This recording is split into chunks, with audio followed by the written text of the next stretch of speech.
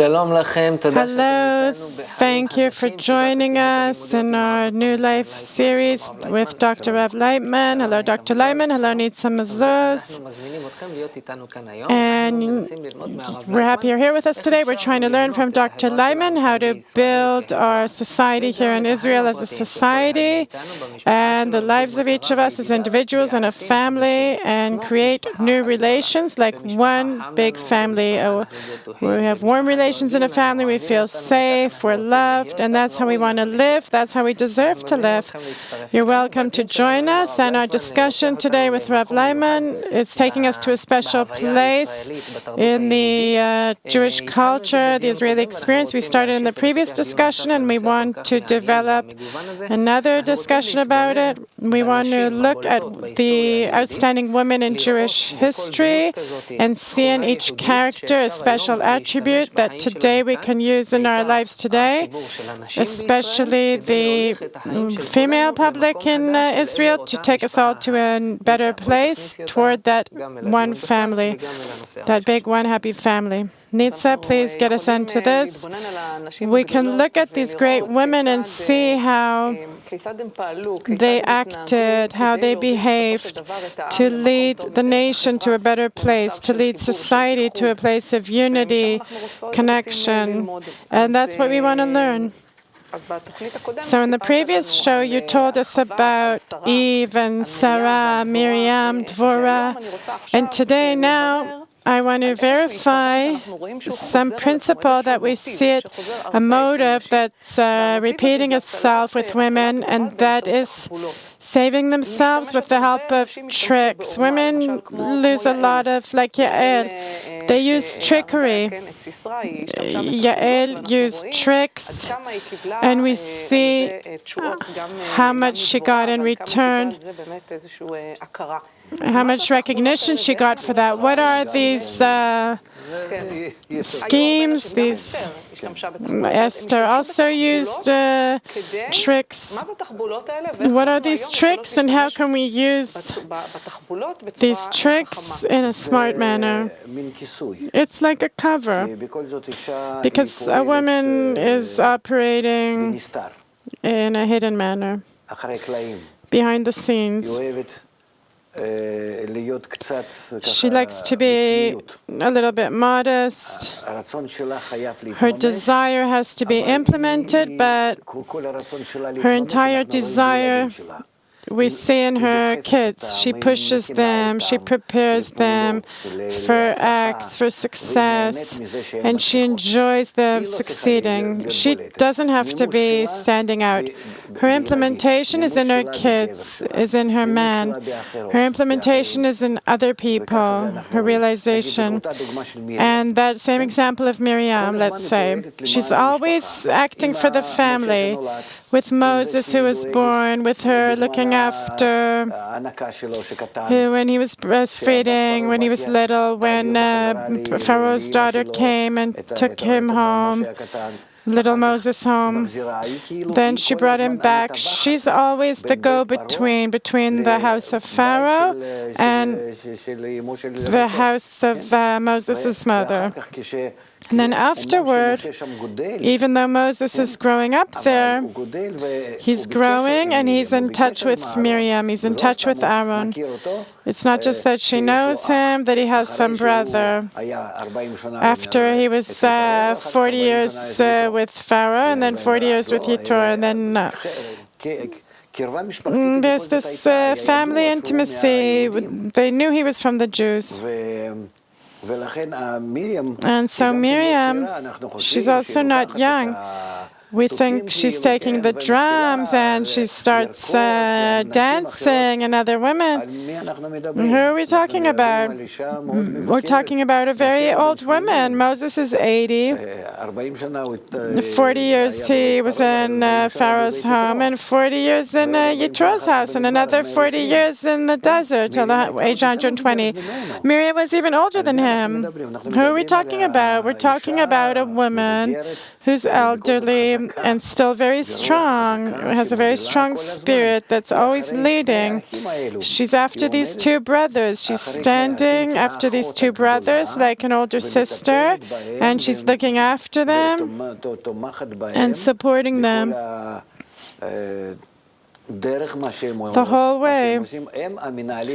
They are managing the people, but her, like she used to look after small Moses, that's how she also looks after big Moses all the time.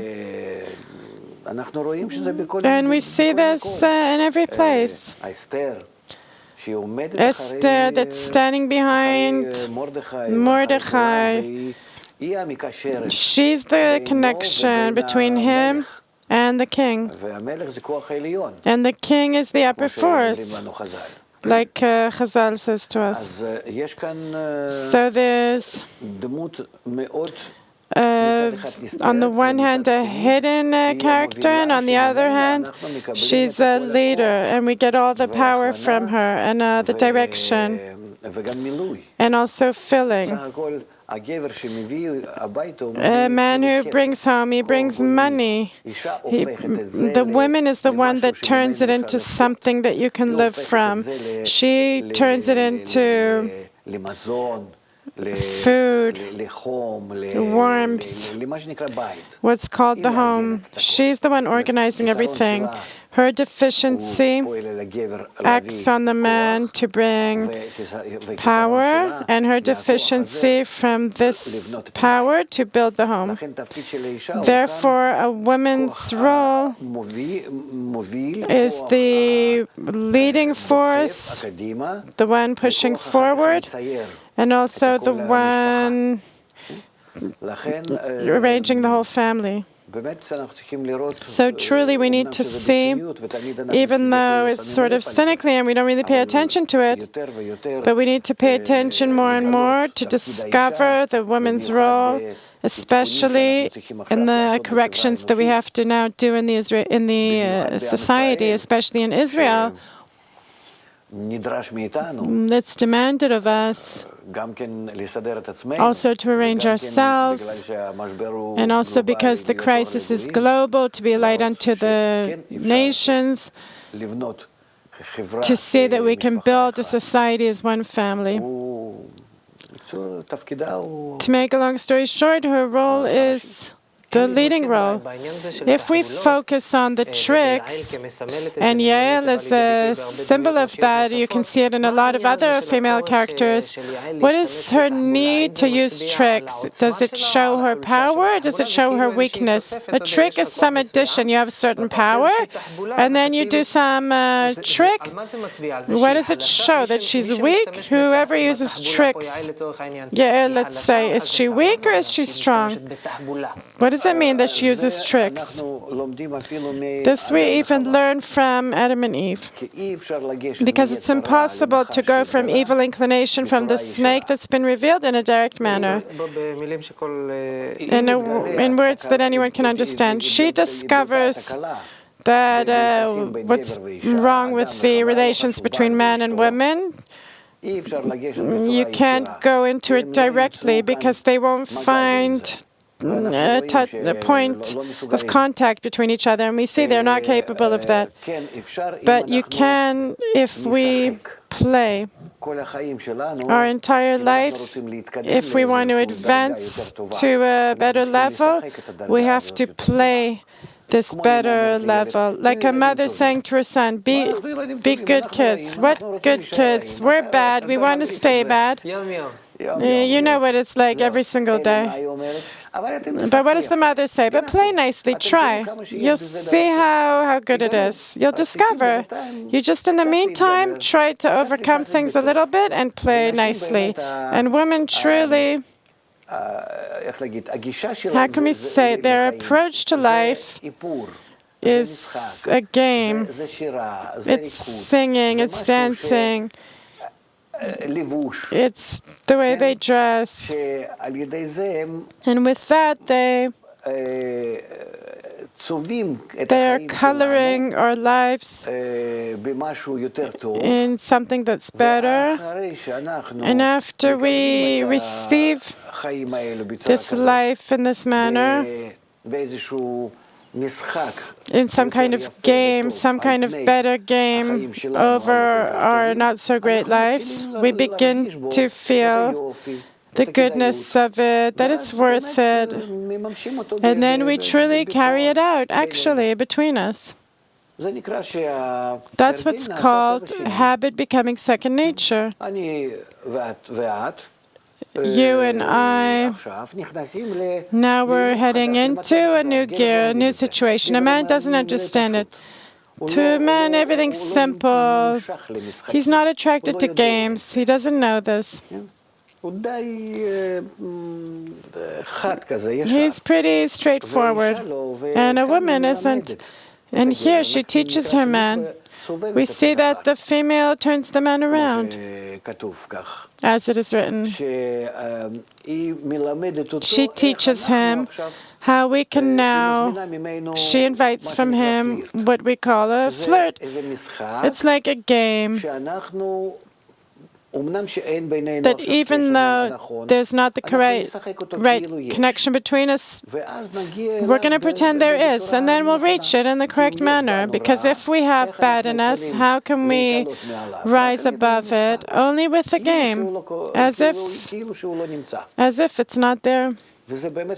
And it's really a great thing to be able to do that she's suggesting to a man to do. And if a man understands that precisely in this manner we can build our future. With our ego, we can't do anything. We tried many times. We can't make up with each other what we did throughout history, especially modern history. Say, in the last 100 or 200 years, we took from the family all those systems that the family used to give us. Health. It used to be in the family. Women used to... There was some doctor that arrived, but he would come into the family. Instead of this whole offices and ministries and clinics, now pensions in the family, vacations, education, nursery schools. We spread everything out, took everything out of the family. Why? Because there were people in the world that wanted to use all the men and women to be slaves, that we'll be connected to our workplaces, that we will be there from the morning till the night, and the family will be something like on the side, something on the... You want to... It's even better if you don't have a family, then everyone will need their own TV, their own washing machine, their own refrigerators, and then we'll have twice as much. Then we can produce more of things. That's how they broke the family. They took all the systems out of the family, and they made it into national systems, and then you take also food that's, you just have to put it, throw it in the microwave, and that's it. In the freezer, and you don't need a woman. You have laundromats and everything.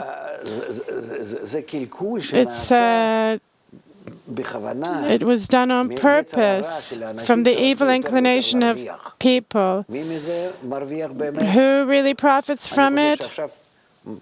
I think it's now being revealed to everyone that no one is happy from this. So going back to the family, bringing the family back that same shape. We don't want to go back to a place where people don't have work. People are going to have 3 or 4 hours of work a day. And the rest of the time, they'll have time to be at home. You say, I'm at home for half a day. I fill those hours with all kinds of conflicts. No, we need to fill those hours by precisely teaching the families how to enjoy the term family. I remember my family. I don't remember my parents like this, but my grandmother and grandfather.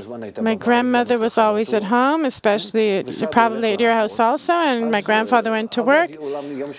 So he worked a whole day. Today there isn't really work for men. Women left work, most of them, and they looked after kids more. And the men also, they were connected, and they would build a new attitude. I want to introduce two more characters that are connected to the same phenomena of tricks, not going directly, but going in a roundabout way. So first, we mentioned before Esther. She has a banquet, and then and there's also Abigail, King David's wife. Before she was his wife, she went to kill her husband, and King David comes to kill her husband, and she starts talking to him, and she says, if you do this, it'll harm you later. And in some womanly wisdom, some trickery, we see how she doesn't come in some straight demand, but rather these female characters, they're always coming gently. They want to be attractive to the strong man in the story, and when they buy his heart in some manner, and also add in on the way some little request, whether it's Esther who wants something from Achashverosh or Abigail wants something from David, who in the end really doesn't kill her husband. There's always this female attribute of not coming straight head to head, but first to buy his heart and then cause him to do what I wanted from the beginning, and he'll feel that it's for my own good. This is the right way to do it. So with all these characters, Yael, Esther, Abigail, there's this trickery, and the question is, why when men want to achieve something, you see them coming straight in some confrontation, and there's a female attribute. At the end of the day, we like to see the results. That's important. And the question is, what can you teach us about this ability, this deep wisdom of women? And how can it help us when we want to take our lives to a better place, to a good connection, good relations between people? If you can expand about this. The thing is, it's closeness to the system of life, that a woman feels it in a, how can we say, in an internal manner. She's close to nature. Because she gives birth, she feels it inside her womb. She feels through the creation, the system of breastfeeding. She feels that she has to breastfeed. She has to give. She has to have a child in her hands. She needs to have a few children, that there will be a family, that she'll have her own man. She is the center, and around her, everyone has to be. She has to supply them, otherwise she's not filling herself. She's not becoming filled. Her filling is by giving.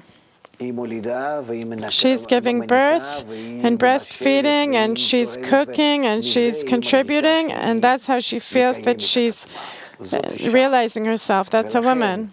And therefore, man works, he's just like clay. Whichever way she shapes him, that's how he'll go. Like a little boy, that she directs him and teaches him the wisdom of life. It comes from her, and also the forces and everything. The man brings, let's say, money, and the woman turns this money into the home, into warmth, into the right food, the right clothing, the right treatment, all those things. That's the mother.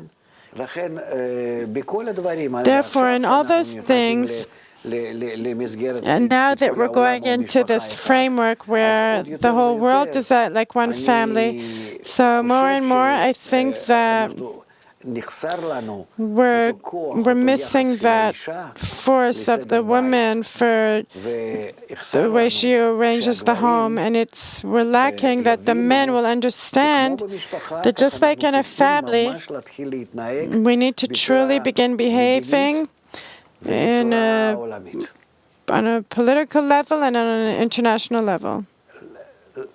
Sorry, at the national and international level, to hear a woman more, how she wants to arrange everything at home, it comes to her naturally. It's not for nothing that Abraham wanted to build his own group of students, of followers. They disconnected from Babylon and came after him to the land of Canaan. He wanted to build them to be one family, one man with one heart. He built them with the compassion of Abraham, and they said to him, listen what Sarah said to you. The Torah comes through her. He has the idea. He sees the way. But how to implement it in small steps, that comes from Sarah.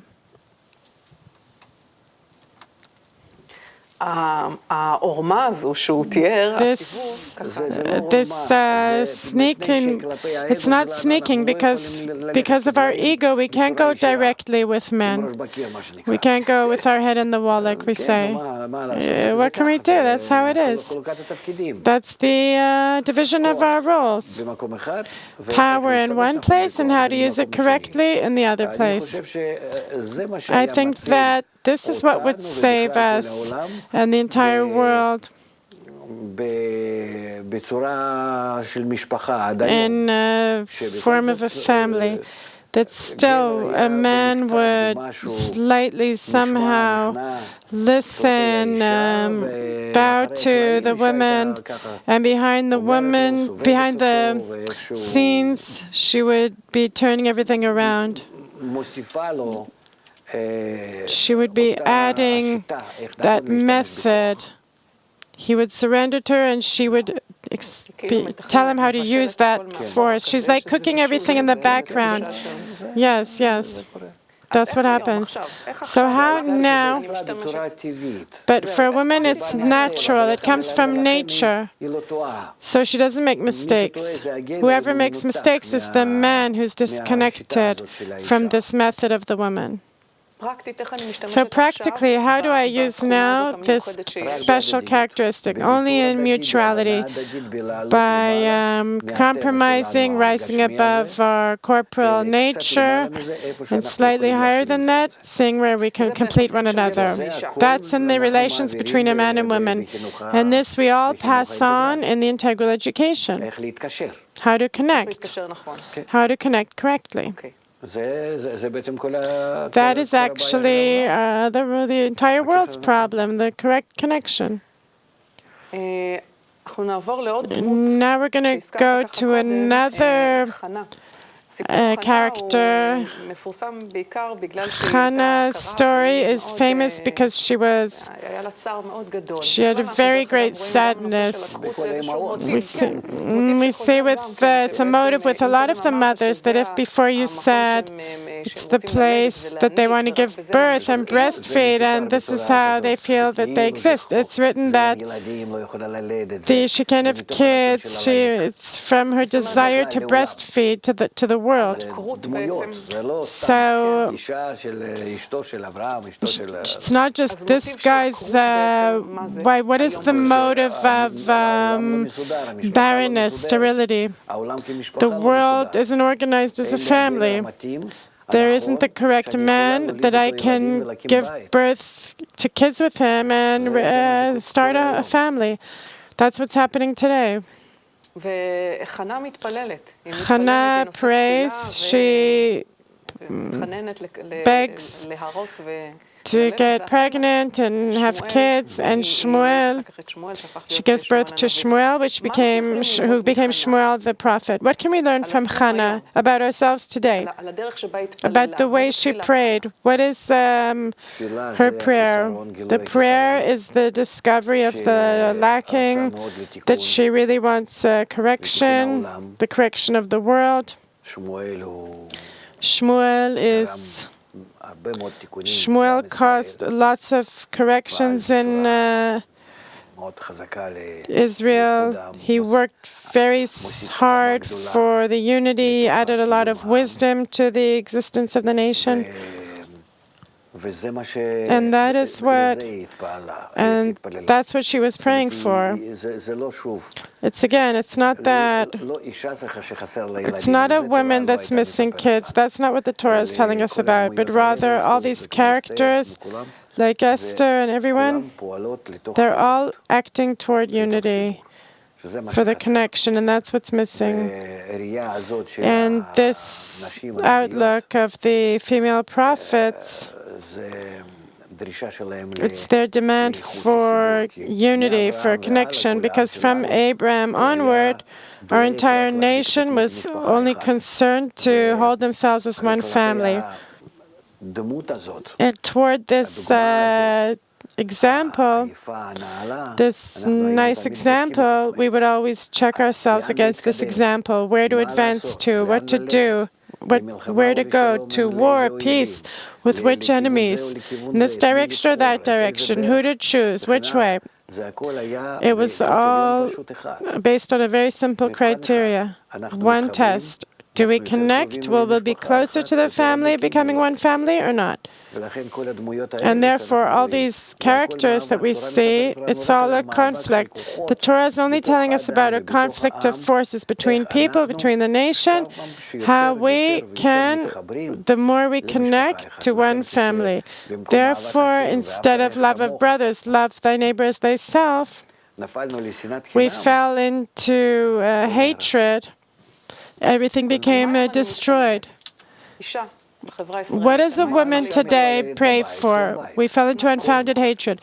A woman should ask for peace in the house, even less money or something else. But the main thing is that everyone will be connected, united, that there'll be warmth between everyone.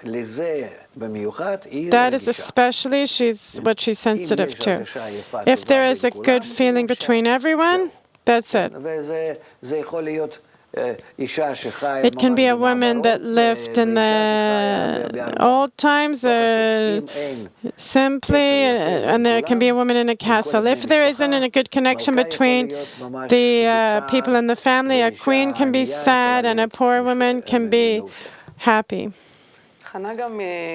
Hannah is also known for prayer of thanks after she became pregnant and gave birth to Shmuel.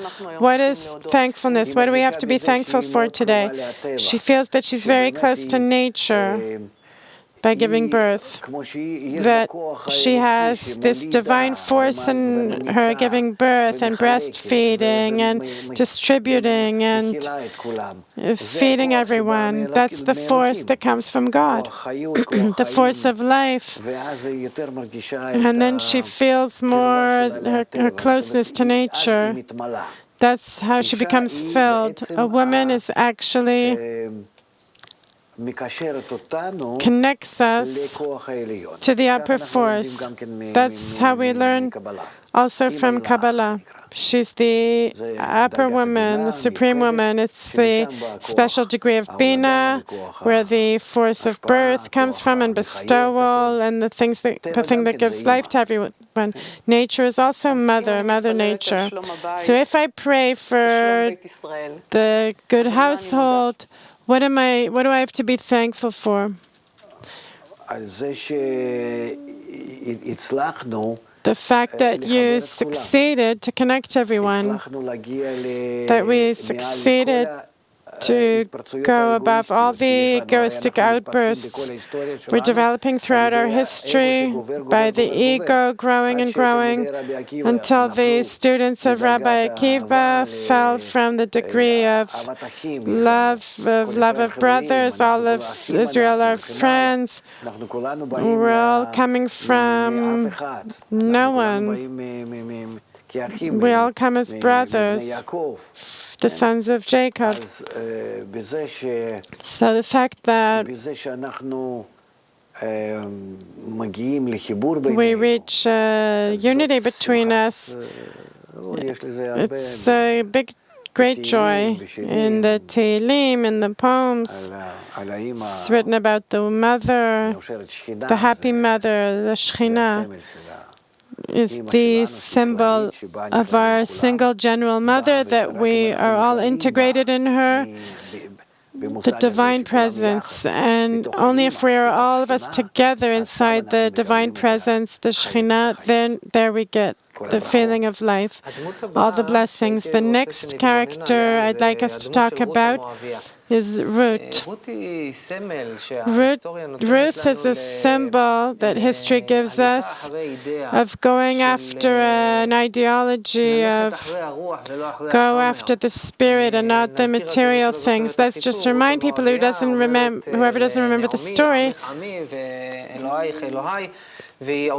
She leaves her home and her people, her birthplace and everything, and connects with Naomi and connects to the Jewish-Israeli concept, ideology, and she symbolizes some transition that we see throughout history of special women, that they begin to feel that in this ideology of life as a single family, living in love between people, there's that essence of life. It's attractive also from the outside, that if we give an example of connecting to one family, then we'll get forces, like women. Additional forces come and connect to that same ideal of connection of one family. And it's precisely those forces that join. They give birth to the completeness along with us, because they cause all of creation outside of Israel to also connect to the same idea, because at the end of the day, everyone needs to reach a state where the entire world is one family, where the entire universe will be as one system. And then, by joining like this, the true Malchut is built, which is, and then the Mashiach, the Messiah, comes just by all the nations, all the forces joining, that everyone will know me from great to small. It will call all the nations to my home, and all the Goyim will come to our home. That same term of being one family, it's talking about the nation of Israel holding on to it as a goal, that at the end of the day now, from this point forward, it has to be a goal for everyone. What can we learn from this character of Ruth and what she does from my life today as an individual in the modern society? Where does Ruth get such internal strength to leave everything and go after this ideology? It takes great strength, great force.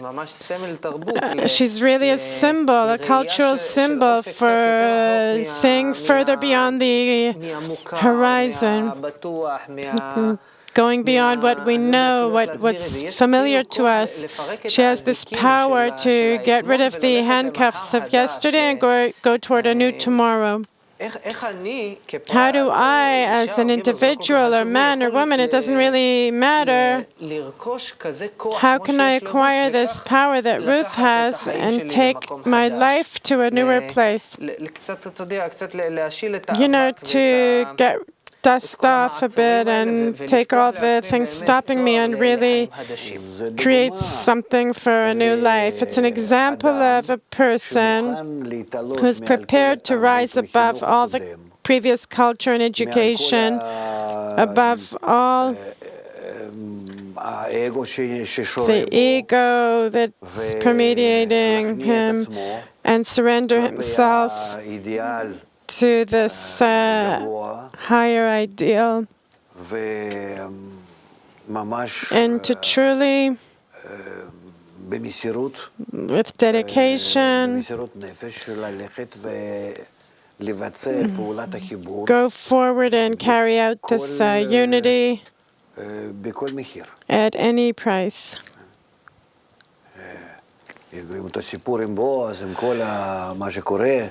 The story with Boaz and everything that happens, we see how much a woman is capable of. She understands that this ideal of all of us being together, that's why David was born to her at the end of the day. That this ideal is truly the highest. And we see to what extent a woman is capable of dealing with all the problems in order to reach this implementation. A man doesn't have strength like that. Like you said, there's something very symbolic about precisely that same woman that's disconnecting from everything that she had, everything that's familiar and safe. And it's as if she's remaining without anything. It's precisely her. She is getting that David, the king of Israel, is born to her. It's like there's a trick here, that in the transition between the old life to the new life, the perfect life, there's some need for an attribute of Ruth to smell, to feel that's what's right. And then she gets everything. She gets everything after she gave up everything. I don't even know how to explain it. That same example that Eve gave, the first, with man in the discovery of the evil inclination, the ego, that same example is being carried out in all the women, in all the generations. It's the same example, that precisely the discovery of the evil inclination that a woman discovers, and the man doesn't really... The man isn't really concerned about it. He doesn't really see it. He doesn't really discover it. A woman discovers it. And a woman is prepared to rise above it, and she obligates the man to rise up. She makes the transition. It always comes from the woman. We just associate the chest, the force of ego, the vessel, the deficiency. But it's not correct. Along with that, she also shows the way. She also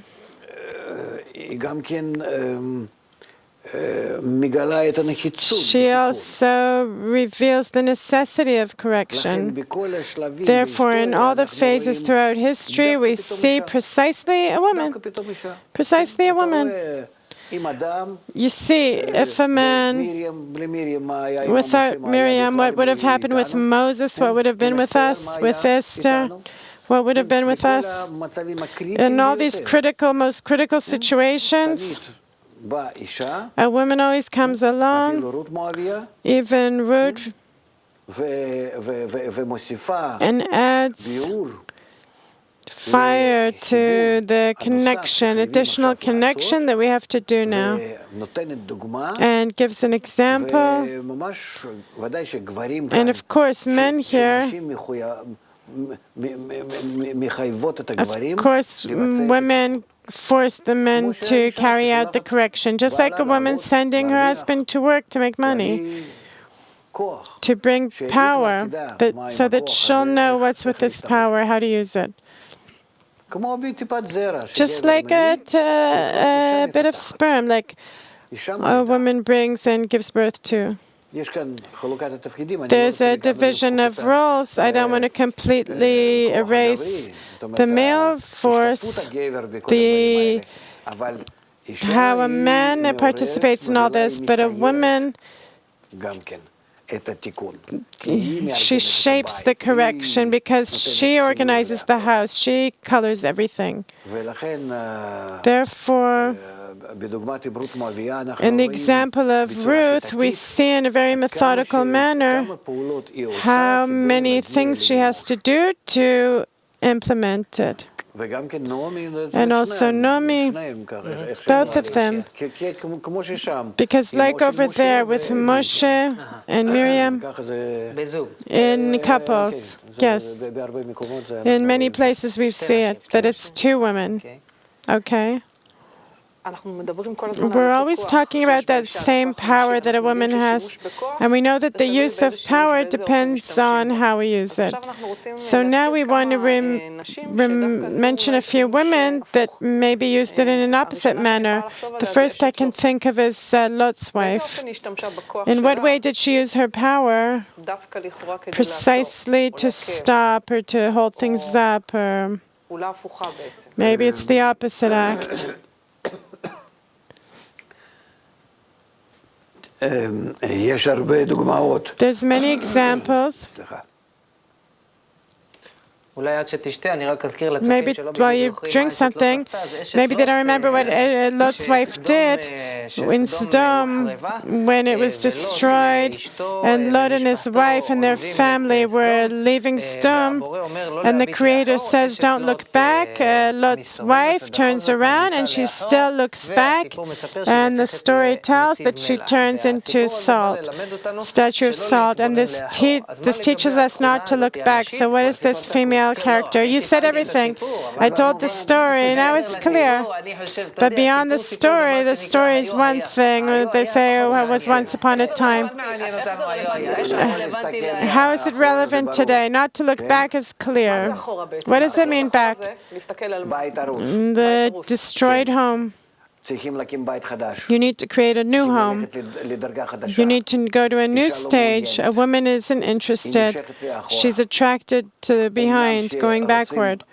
Even though we want to go forward, and she has what to go toward ahead, she's against it. She resists. She becomes a pillar of salt instead of sweet.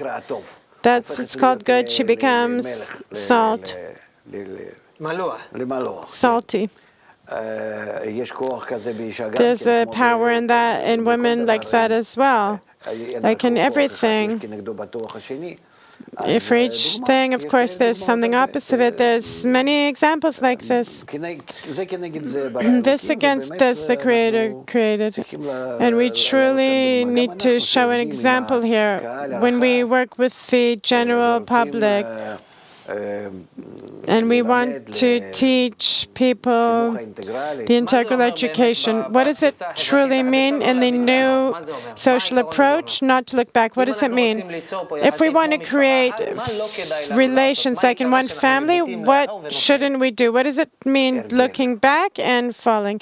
It's habit. Habit becomes second nature, and it's hard for us to get out of it.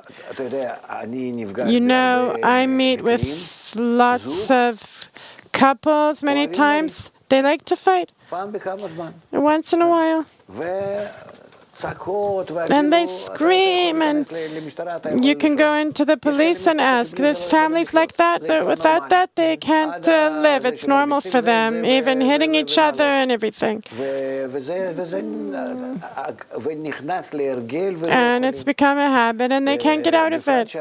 Especially since now we're starting the integral education, and we want to influence people. They have some kind of trend to continue like we were. And they don't understand, they don't feel that it's a bad situation. They got used to it. Okay, so we're working, we're advancing. Look what you're doing. Look what kind of family you have. Look at your kids. Who's looking after the kids? They're doing stuff in the yard. What are you giving to them? What's so beautiful about what you're doing? But look what you have out of life. Are you enjoying it? You want to give pleasure to the walls, that you're coloring the walls, that you're painting the walls? Are you enjoying this color or not? It's like there's some stopping, and it's felt in a big part of the public until they hear also a person's ego that he doesn't want. It explains to a person that it's worth it for him to stay like he is. leave it, it'll work itself out, everyone's like that. The media, there's what to deal with. The main thing is to understand that if nature is obligating us to reach a state of one family, because the crisis is revealing how we're all interconnected, and this is the only way we can receive, and we'll all profit from it in our sensation and health, everything, then we must take it once and for all as our goal and do everything we can to get out of this destructive situation, out of this crisis, and not to be like Lot's wife. And it's a problem, because it's in our nature. We're lazy by nature, each and every one of us. We can't even maintain ourselves. We're all attracted to somehow. It'll pass. I'm like everyone. First they'll do it, then I'll do it maybe. That's Lot's wife. You mean Lot's wife? It's this previous approach, the habits, the old paradigms, the old ways of thinking that we're always inclined to go back. Whoever doesn't go to what the world is inviting him toward, all the changes, then he stays like Lot's wife. The whole family becomes destroyed, his whole home, Sdom, then he himself, that's it. There's two more women we want to mention. Izev, the queen, and Talia, who was his daughter. You need to tell that story. Who knows them? Just two words, just the principle. The principle is that both of them, they took people to what does that mean in today's society? Idolatry, that's all the fashion, all the things that disconnect us. I'm not against it. Everything has its own way. There's nothing bad in the world. It's just to what extent we overdo it. There has to be a bit of fights, a bit of this, a bit of that, but to grow, but to take it in the nice proportion and advance forward. You can't advance, the wheel goes back and forward, otherwise it doesn't move. That's how we are all the time, right, left, right, left. However, everything has to be in balance, meaning revelation of the bad, not in order to advance a person, is bad. I don't get it. Let's say I start fighting with you. I can say, Oren, let's improve our relations. And you say, why? Everything's fine. And I say, no, it's not okay. You see here, this and that, and maybe here. I'm coming to you to truly enhance our relations. The trend is for good, and I'm not moving from it. I'm always heading forward, to be more connected, to be more of a family, to be brothers. Yes? That's called the correct work. But if I go from the beginning with the wrong direction, and I want to come with evil inclination without the good cover, with mutual responsibility, then there's a problem. That's idolatry. That means to destroy the term of one family. It's strange to us, opposite than what we need to do. That's what idolatry is. And what causes us to become distracted and seduced, it's mainly gossip. There's nothing, it's slander between women. Unfortunately, it's very popular because men aren't really built for talking. They're more built for doing, for some quiet. They can sit for an hour, drink beer, have a cigarette, look at, watch football or something. They can, for an hour or two can go by. That's it. They don't need to talk. Women, they don't want anything. They want between them. They just want to have time to talk between their friends, right? Yes, of course. It's a very significant thing for women. Women get together and they each wait, when am I going to get a chance to talk? That's correct. And it's not that it's bad. The question is, about what? What does it cause? If it's bringing peace to the world, great. We're not going against nature. But we also have to use it with the women's power in speech and women's ability to be involved with each other through speaking. Anything that takes away from building, that's called idolatry. And here we need to pay attention. The main thing is that all the connection between people, and especially women, must be in the right direction without gossip or slander. Another character that I want us to talk about to achieve the corrected relations between us here in Israel, she comes as an agent that comes to, she cuts his hair off to make him weak and make all of Israel fall. These attributes are like some little spy, some agent that can make a nation fall. We're not really interested about her, but to learn what is this special attribute that a woman has to turn the man around in all the directions. She's capable. So what do we need to learn today when we build these new corrected relations between us? What is this character that can be like Delilah, that can make us fall, that can disconnect our grasp on power, that can weaken us? A woman has the ability to be in two characters, the inner character and the external character. What does this mean? It's like the upper force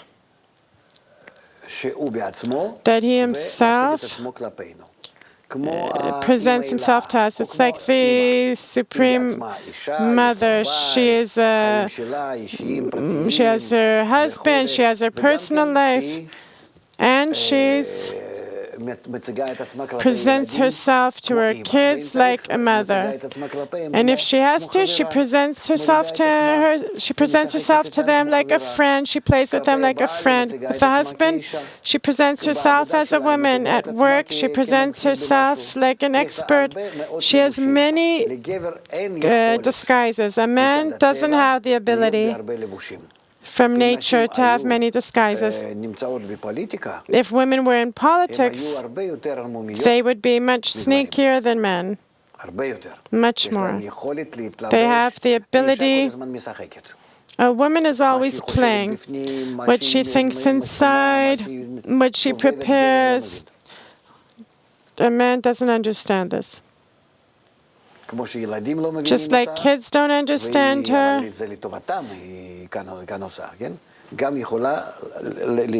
she can also use her ability from nature, just like she gives birth. She has a womb, breastfeeding. Toward the next generation, she has rules that it's her, and towards the kids, towards the grandchildren, small, big, close, and she gets along with everyone. She has no problem. For men, it's a big headache to be like that. He has to play with someone, with something. He has to think how I lower myself. He does it by force. For her, she doesn't need special power to do it. She's built like that from nature. Therefore,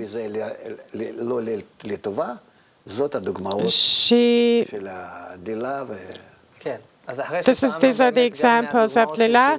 Since we use the examples of using female forces for negative, it just shows us how much we need to be educated, to come to women and organize them to support the entire correction of the world and be as one family. It just jumped up to me, this woman builds and a woman destroys. It's these two powers. Either she's building or she can destroy everything with the same power. Acting, dancing, singing, it depends where we take it to.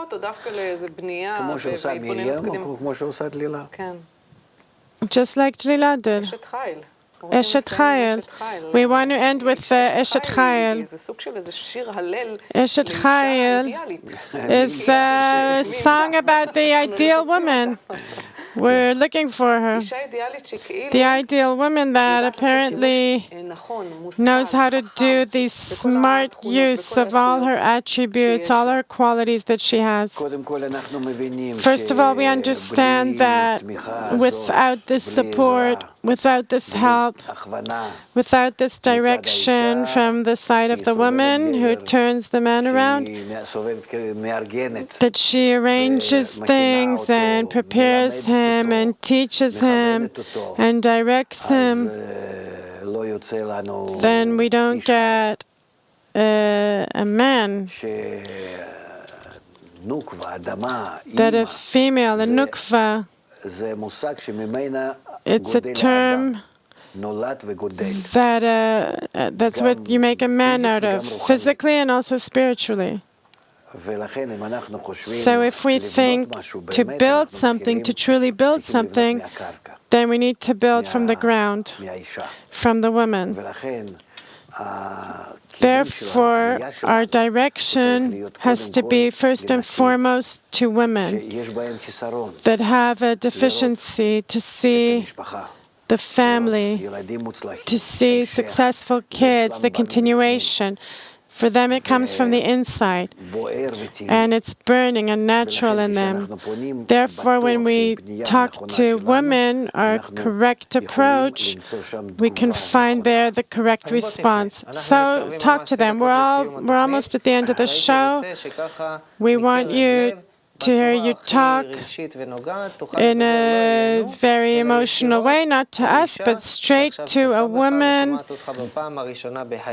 that's hearing you for the first time in her life. What do you have to tell her, what she doesn't know about this new life, about the good life?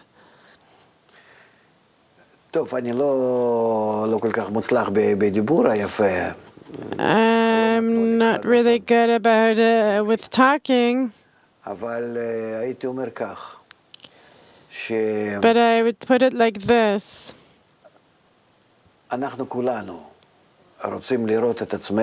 would all like to see ourselves, and especially our kids, successful, living in a safe world, in a good world where we'll get all our wishes.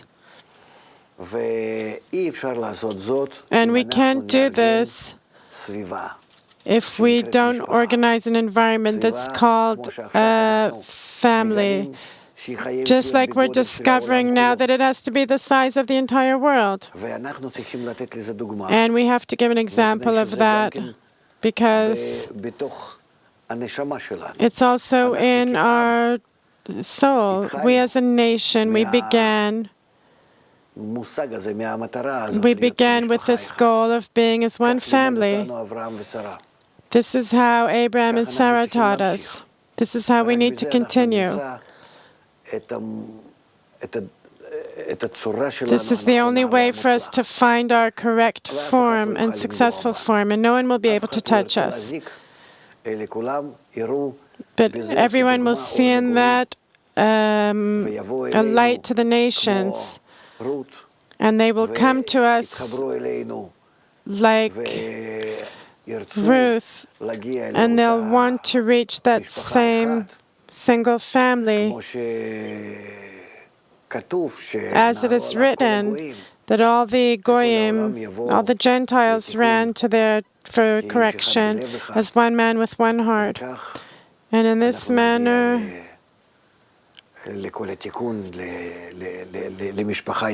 and this is how we will reach in the whole correction, one big family. And it all depends on the wise women that will obligate the entire world to implement her demand, her natural demand. And all the powers of nature will help her, and we will reach a good world. Amen and amen. Thank you, Nitzan Mazos. Thank you for being with us. Until next time, all the best. New life.